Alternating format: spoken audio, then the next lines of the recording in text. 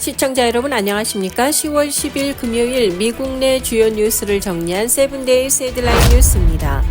도널드 트럼프 대통령이 자신의 불법 체류자 단속 정책에 반대하는 브랜든 존슨 시카고 시장과 JB 프리츠커 일리노이 주지사를 겨냥해 감옥에 가야 한다면서 사법 처리를 경고해 정치적 긴장이 고조되고 있습니다. 트럼프 대통령은 지난 8일 자신의 소셜미디어를 통해서 시카고 시장은 아이스 요원들을 보호하는 데 실패해 감옥에 있어야 한다고 비난하고 프리츠커 주지사도 마찬가지라고 주장했습니다. 그러나 백악관은 이들이 구체적으로 어떤 법을 위반했는지에 대해서는 명확히 밝히지 않았습니다. 트럼프 대통령의 경고에 대해 JB 프리츠커 주지사는 나는 결코 물러서지 않을 것이며 트럼프 대통령이 이제 자신을 견제하는 공직자들을 체포하라고 요구하고 있다고 강하게 비판했습니다. 브랜든 존슨 시카고 시장 역시 부당한 체포 요구를 하면서 나는 어디에도 가지 않을 것이라고 반박했습니다. 10월 10일 목요일 미국 최대 통신사 중 하나인 버라이즌에서 전국적인 서비스 중단 사태가 발생했습니다. 이번 통신장애는 동부 표준시 자정 무렵 시작돼 오전 1시경에 가장 많은 불편을 초래했으나 오전 3시경에는 대부분의 서비스가 정상적으로 복구됐습니다. 이번 사태로 인해서 뉴욕과 보스턴, 시카고, 시애틀 등 주요 도시를 포함한 미 전역의 버라이즌 모바일 그리고 인터넷 고객들이 큰 영향을 받았습니다. 특히 새벽 시간대였기 때문에 기업과 개인 모두에게 미치는 영향이 다소 완화될 수 있었습니다. 서비스 모니터링 웹사이트인 다운 디텍터에 따르면 이번 장애는 휴대폰 문제와 5G 가정용 인터넷 문제가 주를 이뤘습니다. 장애 보고 건수는 오전 0시 56분에 1244건으로 정점을 찍었으나 이후 빠르게 감소하면서 오전 3시 14분경에는 22건으로 줄어들며 정상 수준을 회복했습니다. 버라이즌은 2025년 6월 말 기준으로 1억 4,610만 개의 무선 통신 연결과 1,040만 개의 초고속 인터넷 연결을 제공하고 있습니다. 이번 통신 장애의 정확한 원인은 아직까지 밝혀지지 않았습니다. 미 연방의회가 2026 회계년도 국방수권 법안의 주한미군 규모를 현재 수준으로 유지하라는 권고 조항을 포함시켜 주목받고 있습니다. 상원과 하원이 각각 자체 법안을 통과시키면서 향후 최종 법안에도 해당 내용이 반영될 것으로 예상됩니다. 상원은 9일 본회의에서 2026 회계년도 국방수권 법안을 찬성 77표, 반대 20표로 가결했습니다. 아직 구체적인 법안 문구는 공개되지 않았으나 상원 군사위원회를 통과했던 주한미군 감축 제한 조항이 수정 없이 그대로 유지됐을 가능성이 큽니다. 정치 매체 폴리티코는 이 법안이 국방부의 유럽과 한국 주둔 미군 감축을 제한하게 된다고 보도했으며 워싱턴 포스트는 국방부가 병력 철수 전에 의회에 보고하도록 하는 요건이 포함됐다고 전했습니다. 하원 법안에도 28,500명 유지 명시에 앞서 지난달 10일 하원이 통과시킨 법안에도 주한미군 관련 조항이 명확히 담겼습니다. 하원 법안은 인도태평양 지역에서 중국과의 전략 경쟁 우위를 위해 한국과의 동맹을 강화하고 약 28,500명 규모의 미군을 유지해야 한다는 의회의 인식을 규정했습니다. 또한 상호 방위 협력과 확장 억제 공약 확인의 중요성도 강조했습니다. 유명 식료품 체인점인 주얼 로스코가 장애인 직원에게 적절한 편의를 제공하지 않아 차별했다는 소송과 관련해서 195만 달러를 지급하기로 합의했습니다. 이번 합의는 미국 평등고용기회위원회가 제기한 소송에 따른 것으로 주얼 로스코가 장애인 직원의 요구를 무시하고 업무 환경에 필요한 조치를 취해주지 않았다는 혐의를 받고 있습니다. 평등고용기회위원회는 장애인 직원에 대한 차별이 연방법인 미국 장애인법을 위반한 것이라고 판단했습니다. 이번 합의금은 피해를 입은 장애인 직원들에게 배분될 예정이며 주얼 로스코는 앞으로 장애인 직원을 위한 편의 제공 정책을 개선하고 직원 교육을 강화하는 등의 조치를 취하게 됩니다.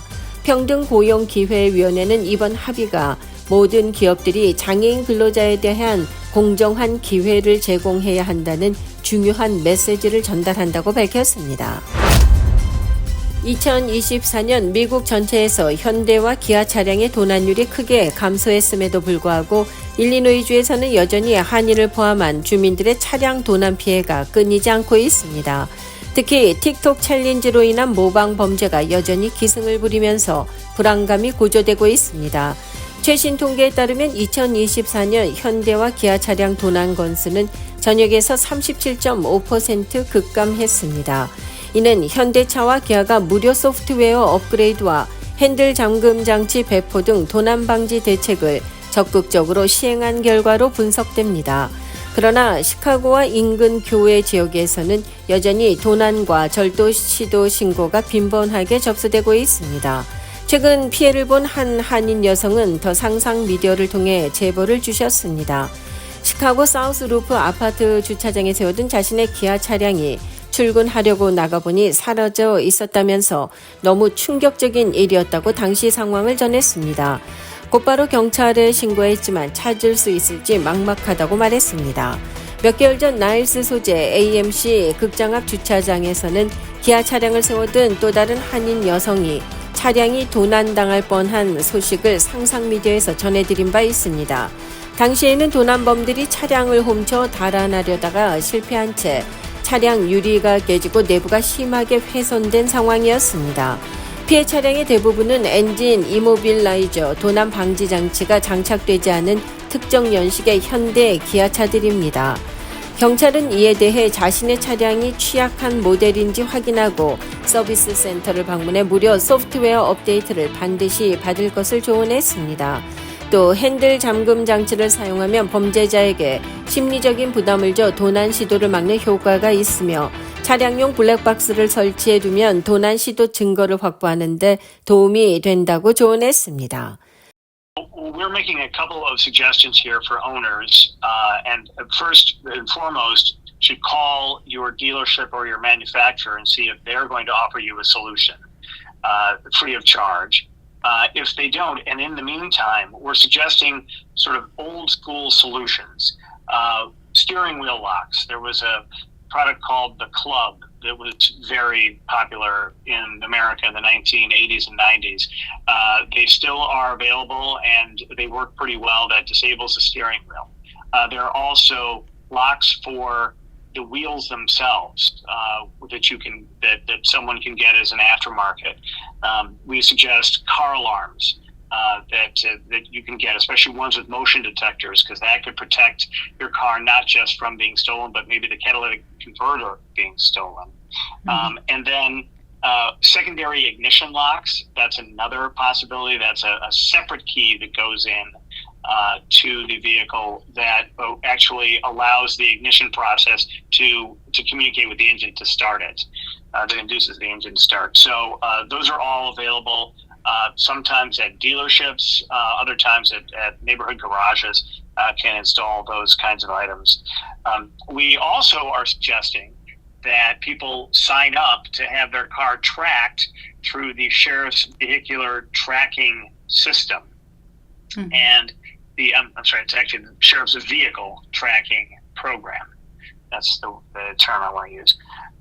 And people can do that by going to cookcountysheriff.org. On that landing page, on the left column, you see at the bottom, it's a car tracking. There's a car tracking link at the bottom of that page. You can use that to sign up for the tracking of your vehicle. All the instructions are there. You fill out a form, you print it out, sign it, and then email it back to us, and it goes into our system. And then the person can go to either one of our Cook County court facilities or Cook County Sheriff's Police facilities and pick up a sticker that they can place on the car that will that will indicate to would-be thieves or carjackers that this car is trackable by the Cook County Sheriff's Office in case it's stolen. 이상으로 10월 10일 금요일 세븐데이즈 헤드라인 뉴스를 전해드렸습니다. 시청해주신 여러분 감사합니다. 레이크 카운티 재무관 할리 킴이 일리노이주 감사관직에 도전합니다. 그녀는 레이 카운티 재무관으로서 투자 수익을 크게 높이고 온라인 납부 시스템을 개선하는 등 혁신적인 성과를 보여주며 주목받아 왔습니다. 감사관은 주정부의 지출을 총괄하고 재정을 감독하는 고위직으로 주지사 다음으로 중요한 직책 중 하나로 꼽히고 있습니다. 주정부의 수익과 지출을 관리하며 재정 건전성을 유지하는 데 핵심적인 역할을 합니다.